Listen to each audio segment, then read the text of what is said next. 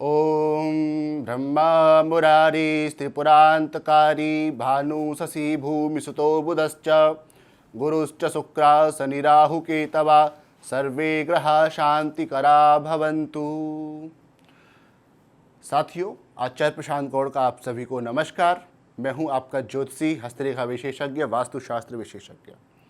साथियों, जिस प्रकार हम इस श्रृंखला में ज्योतिष के अन्य अन्य विषयों पर चर्चा देते आ रहे हैं, आपको जानकारी देते आ रहे हैं, उसी प्रकार आज हम बात करेंगे राहु के स्वरूप पर। आखिर क्या है राहु का स्वरूप, राहु कैसा दिखता है। जिस ग्रह ने सुशांत सिंह की डेथ करा दी, जिस ग्रह ने 2020 में इतना कोहराम मचा रखा है, आखिर वह राहु कैसा दिखता होगा, वह राहु कैसा होगा। तो आज हम इस टॉपिक पर चर्चा करेंगे। तो साथियों, आखिर राहु का जन्म कैसे हुआ।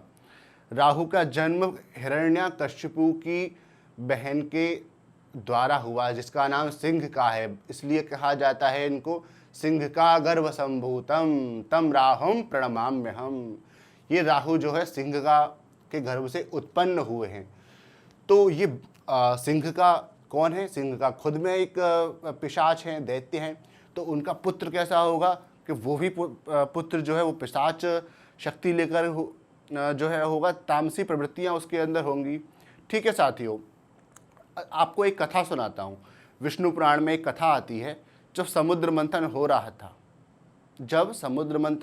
था तब समुद्र से अन्य अन्य प्रकार के बहुत विचित्र प्रकार के रत्न निकल रहे थे। कामधेनु गाय और अमृत, धन्वंतरी जी स्वयं प्रकट हुए, माँ लक्ष्मी मैया स्वयं प्रकट हुई और तभी उसमें से अमृत भी निकला। और आखिरकार देवताओं को अमृत पीने का हक होता है, क्योंकि वो सृष्टि के लिए कुछ अच्छा कर रहे होते हैं, सृष्टि का पालन कर रहे होते हैं। जैसे कि अग्नि देवता, वायु देवता, सूर्य देवता, चंद्रमा देवता, ये सब धरती की सहायता कर रहे हैं, हमारी मानव की सहायता कर रहे हैं। ठीक है साथियों, तो उसी प्रकार ये इस पर पूरा हक किसका है? असुरों का हक नहीं है। अगर सांप को दूध पिलाएंगे तो वो काटेगा, तो राहु स्वयं में सर्प है, तो वो कैसे अमृत पी लेता और तो उस ज़्यादा हानि करता दुनिया के लिए। आप ये जरा देखिए।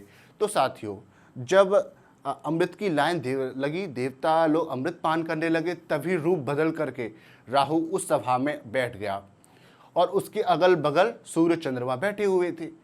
जब विष्णु भगवान स्वयं कामनी बन के अमृत पिला रहे थे, आप भी पीजिए, आप भी पीजिए, तभी ये अपनी पंक्ति में आ गए, देवताओं वाली पंक्ति में आ गए। तो इन्होंने अमृत पान कर लिया और सूर्य चंद्रमा इनको पहचान गए और सूर्य चंद्रमा ने भगवान को इन्फॉर्मेशन कर दिया कि ये असुर हैं। तो भगवान तुरंत एकदम क्रोधित हो गए। भगवान ने सुदर्शन चक्र निकाला और तब तक अमृत का एक बिंदु राहु के उदर में जा चुका था और एक बिंदु उनके मुख में रह गया था, जिस कारण उनका ऊर्ध्व भाग भी अमर हो गया, अधो भाग भी अमर हो गया। और साथियों, यह ग्रह के रूप में आकाश में विद्यमान हो गया। तो यह है राहु की कथा। इसने अमृत पिया हुआ है, इसलिए ये सूर्य को भी डस लेता है, इसलिए चंद्रमा को भी डस लेता है। तो साथियों, आज हमने राहु के स्वरूप के बारे में जाना। आचार्य प्रशांत गौड़ का आपको प्रेम भरा नमस्कार।